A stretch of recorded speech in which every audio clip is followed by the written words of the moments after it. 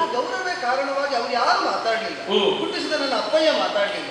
ನೋಡು, ನೀನು ಉಳಿದವರನ್ನು ಆಕ್ಷೇಪ ಮಾಡ್ತೀವಿ ಸಾಧ್ಯ. ನನ್ನ ಕುರಿತಾಗಿ ಹಾಡುವಾಗ ನನ್ನ ಕುರಿತಾಗಿಯೇ ಹೋರಾಟ ಮಾಡಿದ್ದು ಅಂತ ಹೇಳಿಕೊಳ್ತಾ ಇರುವ ನೀನು ಒಂದು ಮಾತು ಭೀಷ್ಮರಲ್ಲಿ, ನಾ ಬಯಸಿದ ಹೆಣ್ಣನ್ನು ಅವಳನ್ನು ಬಿಟ್ಟು ಮತ್ತೆ ಯಾರನ್ನು ಏನು ಬೇಕಾದ್ರೂ ಮಾಡುವಂತ ಒಂದು ಮಾತು ನಿನಗೆ ಹೇಳುವುದಾಗಿತ್ತು. ನಾನು ಹೇಳಿಲ್ಲ. ನೀನು ಹೇಳದಿದ್ದದ್ದೇ. ನೀನು ಹೇಳುತ್ತಿದ್ದ ಗಂಡಾದ ನೀನೇ ಹೇಳಿಲ್ವಂತೆ, ಹೆಣ್ಣಾದ ನಾ ಹೇಳಿಲ್ಲ. ಇಲ್ಲಿಗೆ ಮುಗಿಸುವ. ನಾನು ಹೇಳಿಲ್ಲ, ನೀನು ಹೇಳಿಲ್ಲ. ಪ್ರಕರಣಕ್ಕೆ ಬೆಂಕಿ ಹಾಕುವುದು ಬೇಡ. ನಾನು ಅದನ್ನೆಲ್ಲ ಹೇಳಿದ್ದೆ. ನಾನು ನೀನು ಅಲ್ಲಿ ಹೇಳಿಲ್ಲ, ಪ್ರಕರಣ ಮುಂದುವರಿಯಿತು. ಈಗ ನಾ ಇಲ್ಲಿ ಬಂದೆ, ಇಲ್ಲಿಗೆ ಇದನ್ನು ಮುಗಿಸುವ. ಒಟ್ಟಾಗ ಬಂದಲ್ಲಿಗೆ ಮುಗಿಸುವುದಲ್ಲ, ನೀನು ಅಲ್ಲಿಗೆ ಹೋದಲ್ಲಿಗೆ ಮುಗಿಸುವ. ಅಲ್ಲೇ ಉಂಟು ಅದನ್ನು ಅದು ಮುಂದುವರಿಕೆ ಅಲ್ವಾ. ಮುಗಿಸಬೇಕು ಅಂತಾದ್ರೆ ದಾಂಪತ್ಯ ಇಲ್ಲಿ ಸಂಬಂಧವಾಗಬೇಕು. ಆದ್ದರಿಂದ ಕೊಂಡು ಹೋದಂತಹ ಅವನು ಸರ್ವಶಾಸ್ತ್ರಜ್ಞ ಅಂತ ಆರ್ಯಾವರ್ತದಲ್ಲಿ ರಾಜ್ಯದಿಂದ ಅಂಗೀಕೃತನಾದಂತಹ ಅವನು, ಧರ್ಮಜ್ಞನಾದಂತಹ ಅವನು. ನಾನು ನನ್ನ ಪ್ರಣಯವನ್ನು ಹೇಳಿದಾಗ ಏನ್ ಹೇಳಿದೆ ಗೊತ್ತೋ? ಏನ್ ಹೇಳಿದ? ಸುಂದರಾಗಿ ನಿನ್ನ ಮನದ ಸಂಕಲ್ಪ ಒಂದು ತಿಳಿದಿರ ತರೇನು ಅಂದ್ರೆ ಮಂದಮತಿಯಾಗಿ ತಾನು ವ್ಯವಹರಿಸಿದೆ. ನೋಡಿ ಎಷ್ಟು ಚಂದ ಹೇಳಿದ. ಗೊತ್ತಿಲ್ಲ ನನಗೆ, ಹೇಳಿದ್ದಾನೋ ಗೊತ್ತಿಲ್ಲ. ಹೇಳಿದ್ದೇ ಹೌದು ಅಂತಾದ್ರೆ ಎಷ್ಟು ಚಂದ ಹೇಳಿದ್ದಾನೆ. ಸುಂದರಾಂಗಿಯ ನಿನ್ನ ಮನದ ಸಂಕಲ್ಪ ಅಂದು ತಿಳಿದಿದ ತರೇನು. ನೀ ತಿಳಿಸಲಿಲ್ಲ, ಅದು ತಪ್ಪು. ಅಲ್ಲ, ತಿಳಿಸಬೇಕಾದ್ರೆ ಮೊದಲು ನೀನನ್ನು ಹೇಳಬೇಕಾದ್ರು ಅಂತ. ಯಾಕೆಂದ್ರೆ ಅವರೇನಾದ ನನಗೆ ಹೇಳುವುದಕ್ಕಿಲ್ಲ, ನಾನು ಹೇಳುವುದಕ್ಕೆ ನಿನ್ನಲ್ಲಿ ಮೊದಲನೇ ದಿವಸವೇ ಆಡಿಯಾಗಿದೆ. ಎನ್ನ ಪಿತ ಎನ್ನನು ಜಯರಾರಿಗಿತ್ತರಿಯಲಿ, ನಾನು ನಿನ್ನನ್ನೇ ವರಿಸ್ತೇನೆ. ಅಂದ್ರೆ ವರಿಸುವ ಕಾಲದಲ್ಲಿ ನನ್ನ ಪಿತ ನನ್ನ ಜೊತೆಗಿರಬೇಕು, ಅವರ ನಿರ್ಣಯ ಏನು ಅಂತ ನಾನು ಅರಿಯಬೇಕು. ಆ ಬಳಿಕ ಅವರಲ್ಲಿ ಹೇಳಿ ಅವರೊಪ್ಪುವಂತೆ ಮಾಡಿಯೇ ನಾನು ನಿನ್ನಲ್ಲಿ ಬರಬೇಕು. ಅವರನ್ನು ವಿರೋಧಿಸುವುದಿದ್ರು ಅವರಲ್ಲಿ ಹೇಳಿ, ಅವರ ನಿರ್ಣಯಕ್ಕೆ ಅತೀತವಾಗಿ ಹೋಗುವುದಿದ್ರು ಅವರನ್ನು ಒಪ್ಪಿಸಿಕೊಂಡು ಬರ್ತೇನೆ ಅಂತ.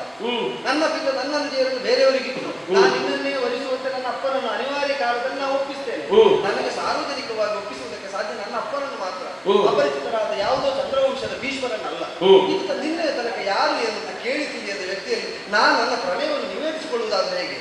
ಆದರೂ ಕರೆದಿದ್ದಂತಹ ಅವರು ಕರುಣಾಕಂತೆಯಾಗಿ ಕರೆದು ಮಾತನಾಡಿಸಿದ ಕಾಲದಲ್ಲಿ 4 ಮಾತು ಆಡುವುದು ಎಂಬ ಭರವಸೆ ಹುಟ್ಟಿದ್ದರಿಂದ ಸಮಯ ಕಾಯ್ತಾ ಇದ್ದಂತಹ ನಾನು ನಮ್ಮ ಪ್ರಣಯವನ್ನು ಹೇಳಿದಾಗ ಆಗಲೇ ತರ್ತಿರ್ಲಿಲ್ಲ. ಗೊತ್ತಾದ್ರೆ ಈಗಲೂ ಚಿಂತಿಲ್ಲ, ಮುಂದೇನು ಮಾಡುವುದು ಅಂತ ಕೇಳಿದ. ಕಂದಿರಾಯ ದೀಪನಾದ ನೀನು ಸಾಲುನಲ್ಲಿ ಕಳಿಸು, ಎಂದಿಗೈತ ಹಳೆಂದು ಕಾಯುತ್ತೀಗ ಸಾಲುನಲ್ಲಿಗೆ ಕಳಿಸು. ಭರವಸೆಯಿಂದ ಹೇಳಿದ್ದೇನೆ ಗೊತ್ತಾ. ಕಾಯ್ತಾ ಇದ್ದೆ ಎಂಬ ನಿರೀಕ್ಷೆಯಿಂದ ಆಡಿದ್ರೆ ಇಲ್ಲಿ ಬಂದ್ರೆ ಕಾಯಿಸುವ ಮಾತಾಡ್ತೀನಿ. ಯಾಕಪ್ಪ, ಭೀಷ್ಮನೇ ಪಶ್ಚಾತ್ತಾಪತಕ್ಕ ಮಾನಸನಾಗಿದ್ದ. ಮತಿ ರಾಗಾವಿಗೋಚರ.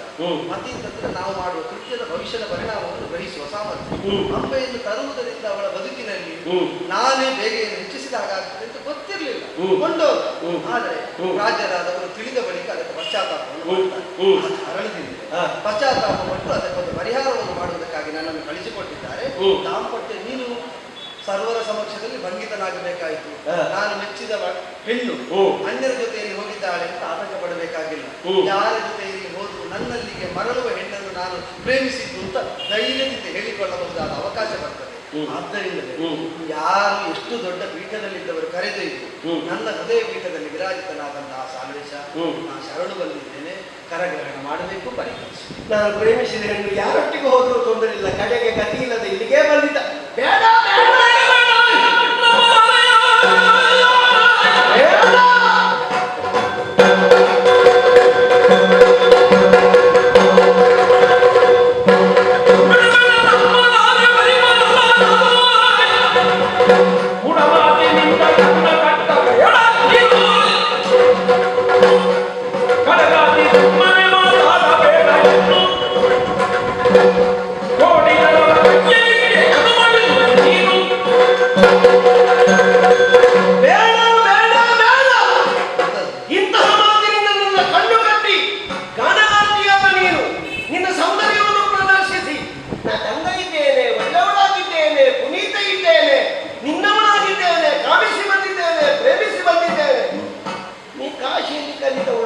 ಶಬ್ದ ಎಲ್ಲ ನೆನಪು ಮಾಡಿದ ಹಾಗೆ ಬರ್ತದೆ, ತೆಗೆದಿಟ್ಟು ಕೊಟ್ಟ ಹಾಗೆ ಬರ್ತದೆ. ನಿಮಗೆ ಮಾತಾಡಿ ಮಾತಾಡಿ ನಮ್ಮನ್ನು ಸೋಲಿಸಬಹುದು ಉಂಟಲ್ಲ.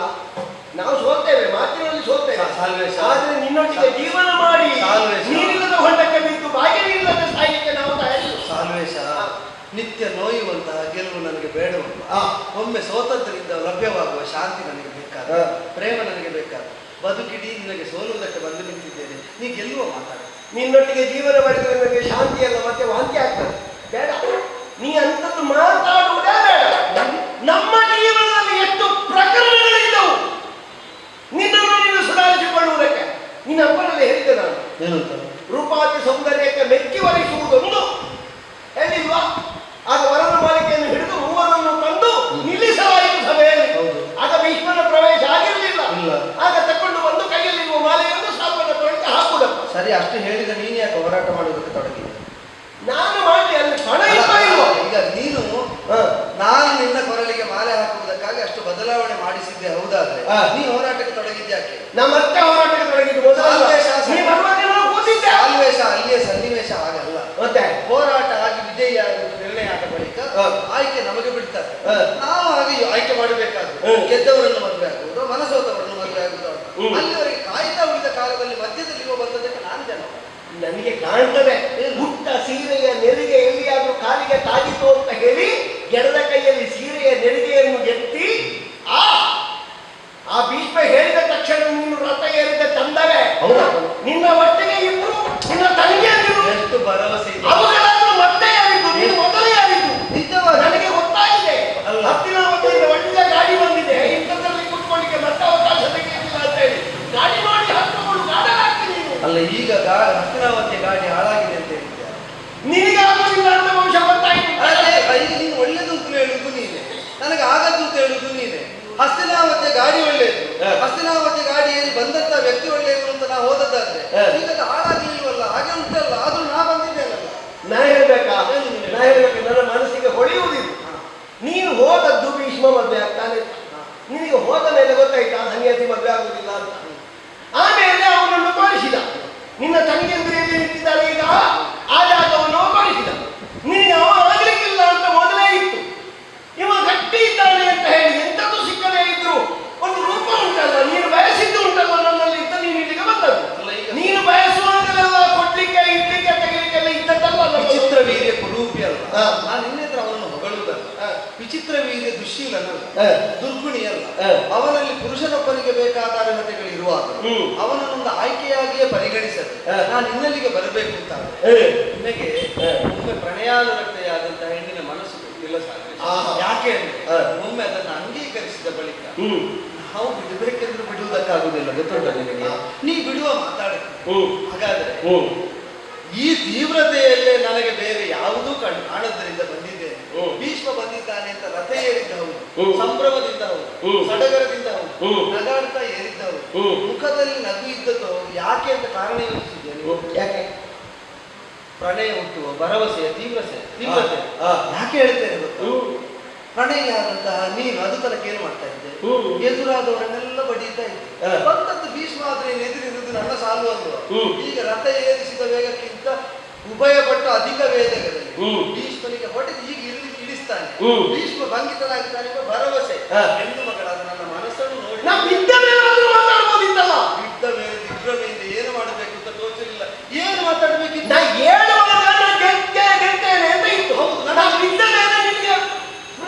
ನೀನು ಮಾತ್ರ ಬಿದ್ದದ್ದಲ್ಲ ಸಾಲ್ವೇಶ, ಮತ್ತೆ ನಿನ್ನ ಕುರಿತಾಗಿ ನನ್ನಿದ್ದಲ್ಲಿದ್ದ ಭರವಸೆ, ನನ್ನ ಪ್ರಣಯ, ಅದಕ್ಕೆಲ್ಲ ಇದ್ದ ಘಾತ ಅದು ಭೀಷ್ಮನ ಹೊಡೆತ ಅಂತಂದ್ರೆ ಎಲ್ಲಾ ಕಾಲದಲ್ಲಿ ವಿಲವನನ್ನು ಒದ್ದಾಡಿದ ಮನಸ್ಸು ನಿನಗೆ ನನಗೆ ಸ್ಪಷ್ಟ ಆಗ್ತದೆ. ಏನು ನನ್ನನ್ನು ಕವಚಿ ಹಾಕಿ ಸೊಂಟಕ್ಕೆ ತೊಳಿದಿದ್ದಾರೆ. ಇನ್ನವ ಗಂಡಾಗ್ಲಿಕ್ಕಿಲ್ಲ ಅಂತ ತಿಳಿದು ನೀನು ಹೋಗಿ ಅಲ್ಲ. ಈಗ ಒಂದು ತಿಂಗಳಾಗುವುದು ಸುತ್ತಿ ಮುಟ್ಟಿದ್ದೇವೆ. ಈಗ ಸರಿ ಇದ್ದಾನೆ ಹಾಗೆ ಬಂದದ್ದು ನೀನು ಕೆಳಗಿಗೊಂಡು ಮಾತಾಡುವವರು. ಈಗ ನೀನು ಉಸರವಣಿಯ ಸಂತಾನದವಳು, ನೀನು ಕೋಸುಂಬೆಯ ಸಂತಾನದವಳು, ಕೆಳಗಿಗೊಂದು ಪ್ರಣಯ ಅಂತ ಮಾತಾಡುವವರು. ನಿನ್ನಲ್ಲಿ ಮಾತಾಡಲಿಕ್ಕಿಲ್ಲ ನನಗೆ. ನಾನು ಹೀಗೆ ಮಾತಾಡಿದ್ರೆ ಏನು ಅಂತ ಮಾತಾಡಿ ನೀವು ಅದನ್ನ ಮಾತು ಹೇಳಬಾರದು.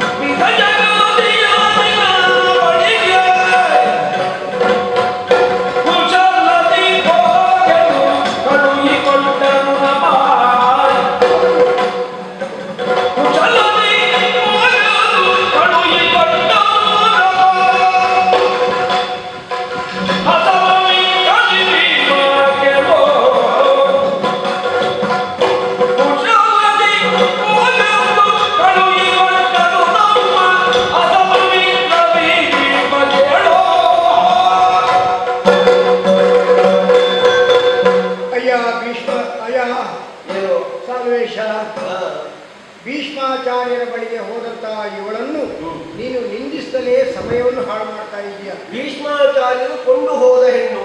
ಪರಸ್ಪರ ನಿಂದಿಸಿದಲೇ ಸಮಯ ಹಾಳಾದೆ. ಮತ್ತೆ ನಿಮಗೆ ದಾಂಪತ್ಯ ಜೀವನ ಹೇಗೆ ನಡೀತದೆ ಎನ್ನುವುದನ್ನು ಯೋಚನೆ ಮಾಡಬೇಕು.